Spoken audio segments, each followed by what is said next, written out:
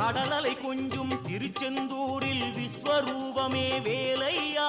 பழமுதி சோலை அறுபடை வீடும் புண்ணிய தரிசனம் முருகையா